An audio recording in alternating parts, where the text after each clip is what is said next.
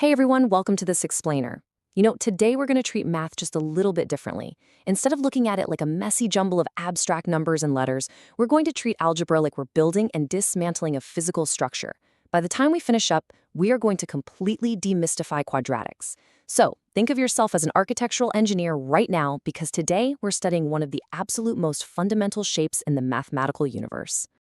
Here is our roadmap for today. We'll start by checking out the quadratic blueprint, look at how to build it up with expansion, and then break it back down with factorization.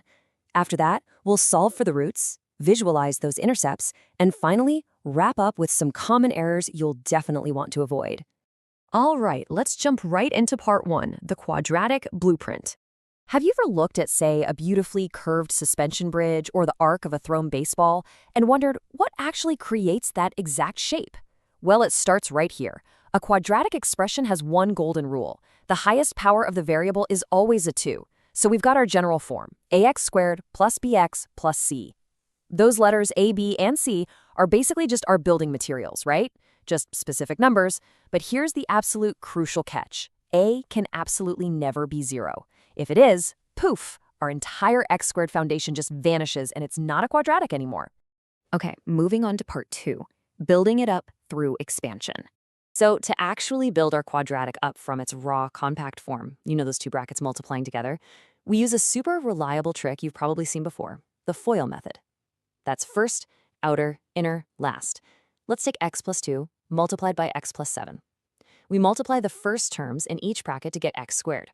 Then the outer terms, x times 7, giving us 7x. Next, the inner terms, 2 times x, which is 2x.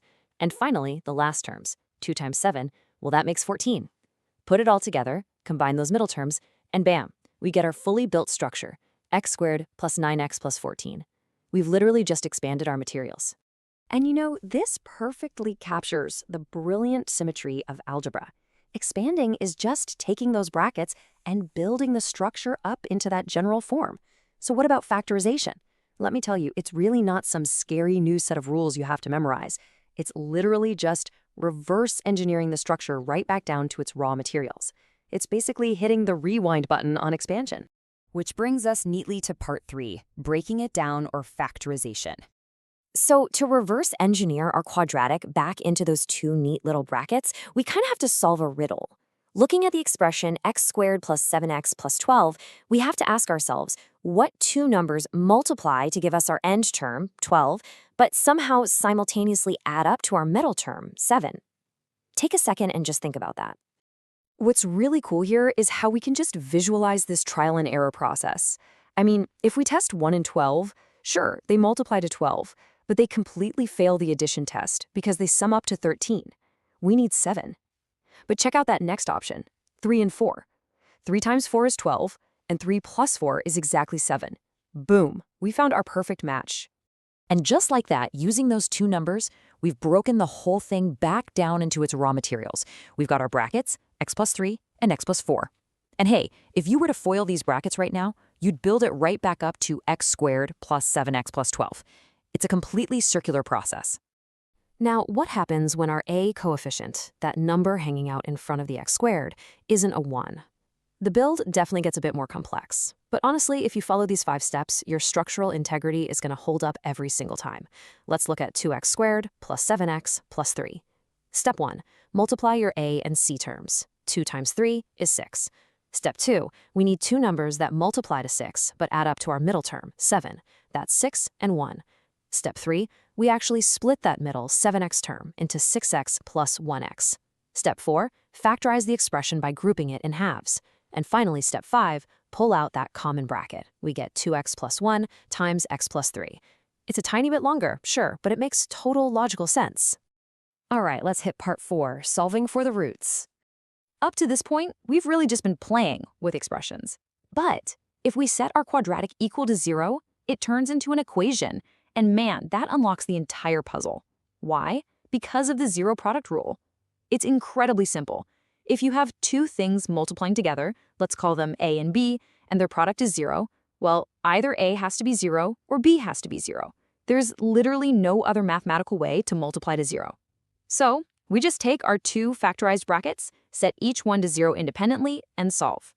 And these foundational solutions, we call those the roots. Let's make this visual with part 5, visualizing the intercepts. Okay, so here is the massive aha moment of the whole explainer. Those abstract mathematical roots we just figured out, they aren't just random floating numbers. They actually physically map exactly where our curved graph hits the ground, the x-axis. Your roots are literally your x-intercepts. Look at how beautifully this math translates into actual geometry. We start with the equation y equals x squared minus 5x plus 6.